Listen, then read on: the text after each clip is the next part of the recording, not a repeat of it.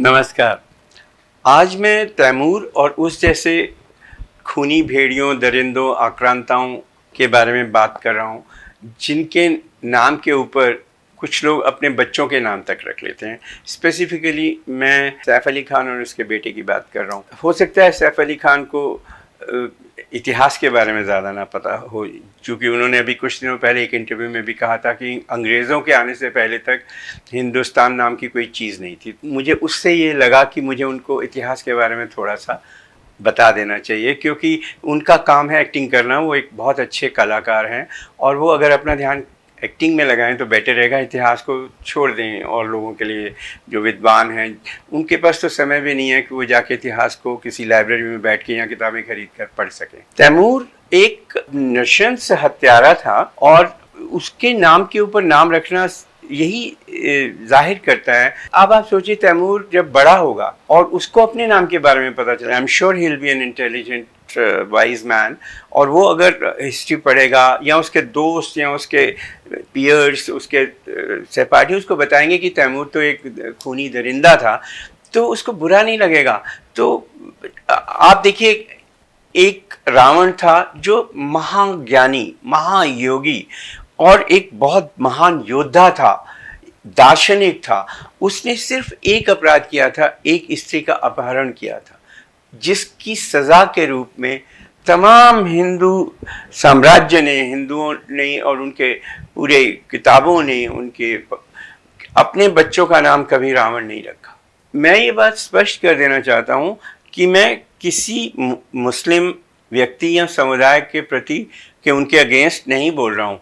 मेरे कई दोस्त मुस्लिम हैं, हम दस्तरखान हैं, मतलब हम साथ साथ मिलके खाना खाते हैं, घूमते हैं, फिरते हैं। मेरे पड़ोसी भी मुसलमान हैं, तो मैं उनके अगेंस्ट नहीं बोल रहा हूँ, मैं उन लोगों के अगेंस्ट बोल रहा हूँ जो बाहर से आए। अब जैसी टीवी की बहस होती है, झपट कर ये लोग कहते हैं कि हिंदुस्तान तुम्हारे बाप का नहीं है, हमारा भी है। मैं अपने मुस्लिम भाइयों की बात कर रहा हूँ। मैं उनसे सिर्फ उन सो कॉल्ड विद्वान प्रवक्ताओं से, जो मुस्लिम प्रवक्ता हैं, उनसे ये पूछना चाहता हूँ, अगर हिंदुस्तान हमारे बाप का ही नहीं है, तुम्हारे बाप का भी है, तो क्या तुम्हें इस बात पे गुस्सा नहीं आता कि एक नहीं कई विदेशी आक्रांता आए और तुम्हारे बाप के हिंदुस्तान को लूट के ले गए? मैं समझता हूँ कि अगर हिंदुत्व, हिंदू राष्ट्र और हिंदुओं के अस्तित्व को बचाना है तो हम में से हर एक को कुरान पढ़ना चाहिए। जैसे टीवी की बहसों में चलती है तो वो झपट कर ये कहते हैं आप चुप रहिए, आपको कुरान के बारे में कुछ नहीं पता। मैं मानता हूं हमें नहीं पता, तो बताइए ना, हम सुनना चाहते हैं। आपने कुरान को, मेरे घर में भी है कुरान, मैंने भी पढ़ने की कोशिश की, पर मुझे कुछ समझ नहीं आया, कंफ्यूजन होता था एक सूरत और दूसरे उसमें। तो आप हमें बताइए, हम जानना सारे धर्मों के ग्रंथ सबको उजागर हैं, क्रिश्चियन हो, हिंदू हो। जैसे मैंने रामलीला की, कृष्ण लीला की, क्रिसमस सेलिब्रेट किया, क्राइस्ट की कहानी बताई। आप मुझे बताइए ना, प्रॉफिट मोहम्मद के बारे में मुझे बताइए। मैं उनके ऊपर भी एक फिल्म बनाना चाहता हूँ, उनके ऊपर भी नाटक करना चाहता हूँ, उनका भी उत्सव मनाना चाहता हूँ, लेकिन हमें पता ही नहीं है। तो मैं ही चाहता हूँ कि हर एक हिंदू कुरान को पढ़े, ताकि वो ये समझ जाए कि हमें ग़ज़वे हिंद नहीं बनने देना है। अगर मुसलमानों को अपने इतिहास के बारे में पता होता तो यकीनन वो अपने बच्चों के नाम तैमूर और शाहरुख खान जैसे दरिंदों पे नहीं रखते। और ऐसे नाम उन लोगों ने रखे हुए हैं जो यूथ आइकॉन हैं।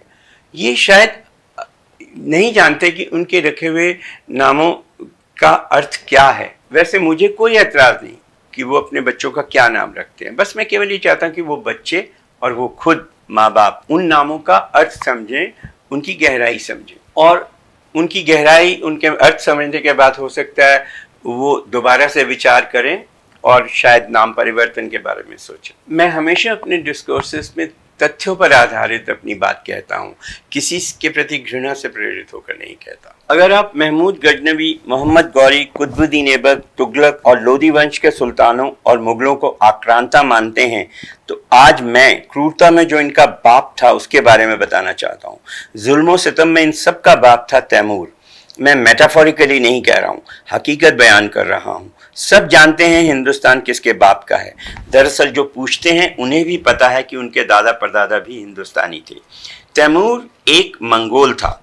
14वीं शताब्दी तक सारी दुनिया में मंगोल एक वहशी जाति के रूप में जाने जाते थे। ट्रांसोक्सियाना के उत्तर और पूर्व की जंगली जातियां जो आवारा थी और इधर उधर लूट मचाती फिरती थी, उन्हें ही मंगोल के नाम से जाना जाता था। बाबर तैमूर का वंशज था।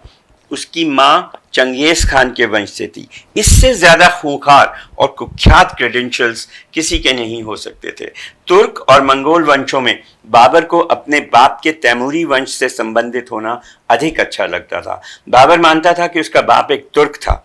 बाबर को तैमूर का वंशज कहलाना इसलिए अच्छा लगता था क्योंकि जानवरों सरीखे व्यवहार और हत्याओं के मुकाबले वे मंगोलों से कम जानवर थे। हालांकि तैमूर एक मंगोल था और बाबर बरला जाति का एक तुर्क था, लेकिन ये माना जाता है कि बरला जाति के तुर्क मूल रूप से मंगोलियन ही थे जिन्होंने तुर्की भाषा सीख ली थी।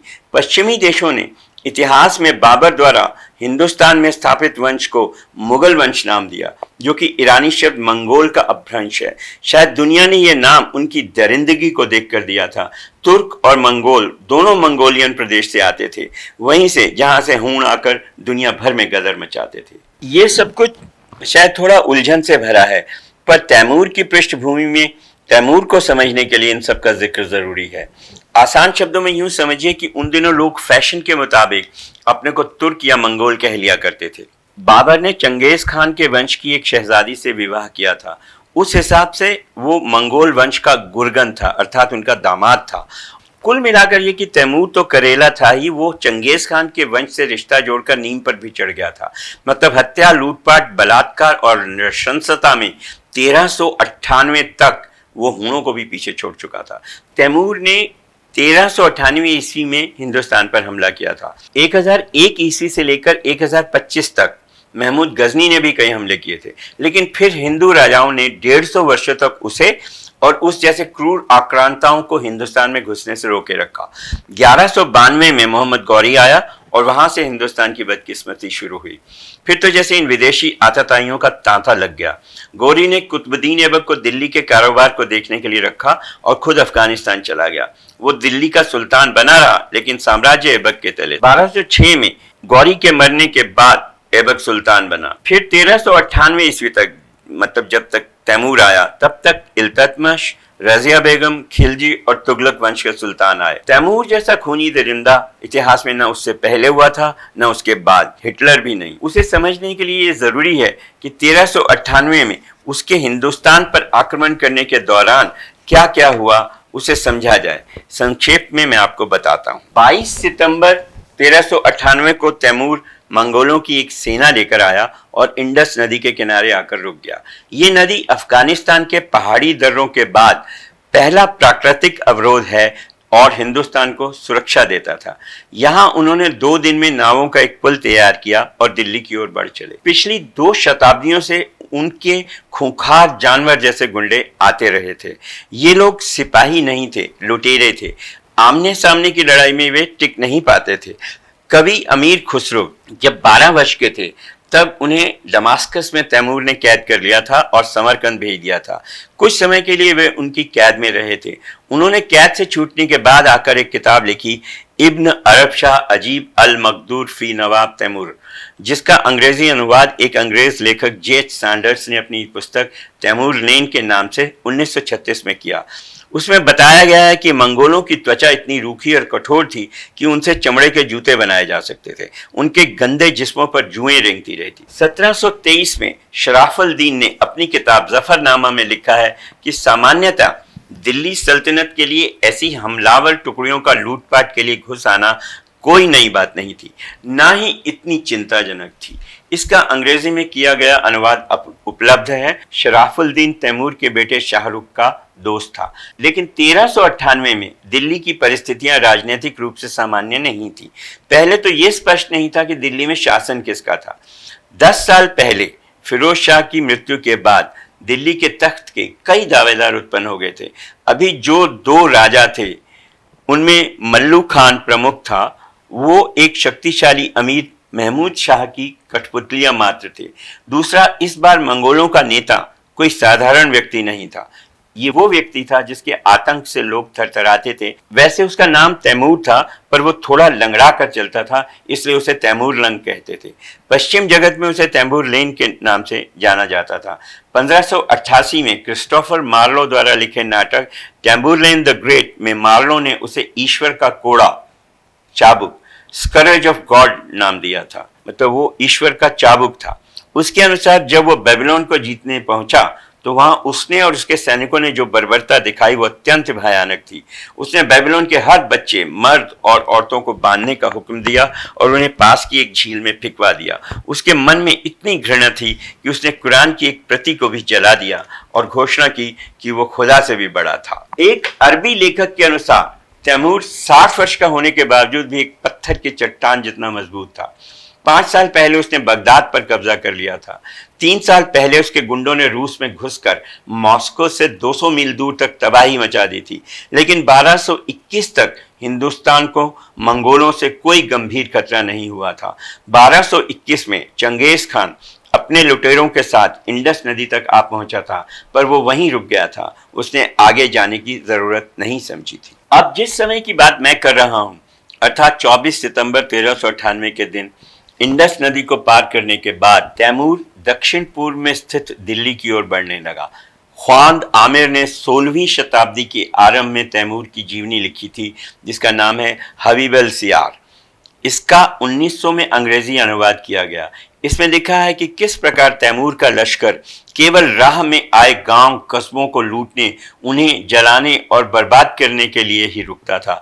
वह जहां से गुजरता वहां तबाही मचा देता था। उसके लुटेरे साथियों के जुल्म, बलात्कार और हत्याओं से बचने के लिए अमीर उमराव फिरौती के रूप में उसे सोना, चांदी और दौलत के भंडार उपहार में देते, लेकिन इससे वे केवल कुछ घंटों की शांति ही खरीद पाते।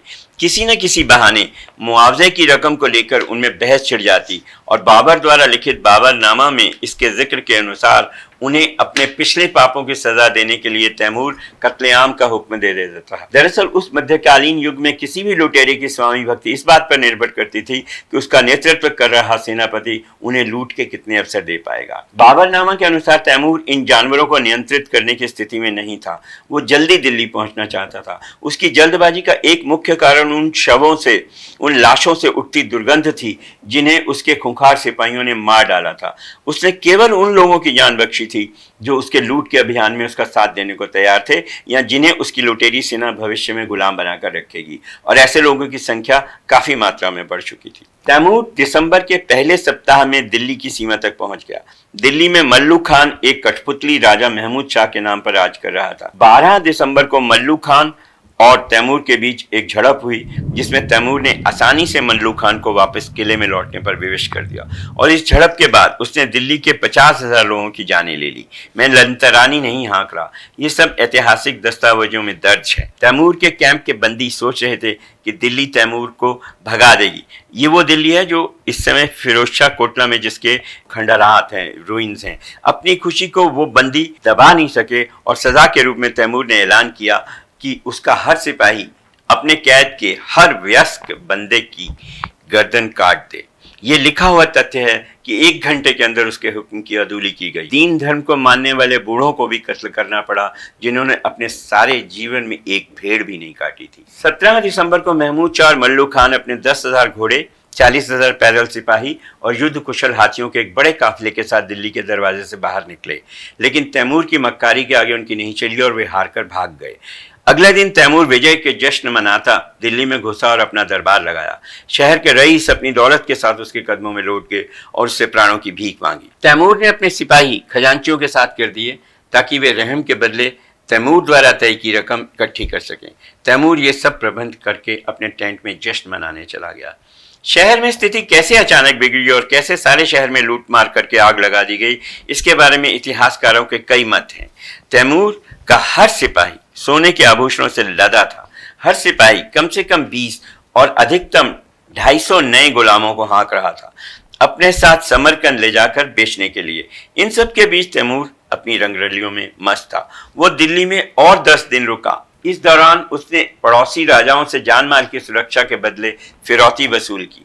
उसका उन पर आक्रमण करने का कोई इरादा नहीं था। वो यहाँ रहने नहीं आया था, वो एक लुटेरा था और लूट कर वापस जाने के लिए आया था। अब तक हुए नरसंहार से कहीं अधिक बर्बादी तब हुई जब तैमूर लूट का माल समेटकर वापस घर जाने के लिए चला। उस समय के एक इतिहासकार के वर्णन के अनुसार तैमूर की सेना का हर सिपाही लूट के माल से इतना डरा था कि सेना एक दिन में मुश्किल से 4 मील चल पाती थी। लाहौर को भी पूरी तरह लूटने के बाद 19 मार्च को तैमूर ने इंडस नदी फिर से पार की, वापस समरकंद जाने के लिए। वो हिंदुस्तान में 6 महीने से भी कम रहा था, लेकिन इस दौरान उसने इतना नरसंहार किया था, इतने लोगों को वध किया था, इतने लोगों को मार डाला था जो हिंदुस्तान के इतिहास में कभी नहीं हुआ था। उसकी नीचता और क्रूर जुल्मों की दास्तान उसके समकालीन लेखक बड़े गर्व से बखानते हैं और इसीलिए उसकी हर जालिम हरकत अभिलिखित है, उसका रिकॉर्ड है और मैं कुछ भी अपने मन से नहीं कर रहा हूं। उसके नरसंहार के परिणाम स्वरूप दिल्ली में अकाल पड़ा और फिर उसके द्वारा मारे गए उन सड़ते शवों के कारण प्लेग फैल गया। 2 महीने तक दिल्ली में कोई हरकत नहीं हुई, एक पक्षी भी नहीं फड़का। ऐसा राक्षस था तैमूर और उसका बेटा शाहरुख। हैरानी इस बात की है कि अपने को हिंदुस्तानी और हिंदुस्तान को अपने बाप का घर बताने वाले लोग इस खूनी दरिंदों के नाम पर अपने बच्चों का नाम रखते हैं और हमसे ये उम्मीद रखते हैं कि हम उन्हें इस देश के शुभचिंतक मांगें। ऐसे नाम रखने वालों की बीमार मानसिकता दिखाते हैं। मुझे यकीन तो नहीं, पर उम्मीद है कि ये सब सुनने के बाद तैमूर और शाहरुख जैसे नाम रखने वाले लोग अपने बच्चों के या अपने खुद के नाम रखने से पहले कुछ सोचेंगे। बहुत सारे नाम हैं, कोई कमी नहीं है नामों की। शांति और प्रेम फैलाने वाले नाम हैं, जैसे अब्दुल कलाम, प्रेम, शांति, भोला, चिंटू, छिंदा, गुरदित्ता या कबीर, रैदास, तानसेन, बीरबल, दारा शिको, परमानंद, भाई मतीदास, अर्जुन, जोरावर सिंह, प्रीतम कौर एंड सो ऑन। और भी कई नाम मैं आपको चाहें तो मैं आपको दे सकता हूँ। नामों की कमी नहीं है, बस थोड़ी समझदारी से काम लेने की ज़रूरत है। जय हिंद।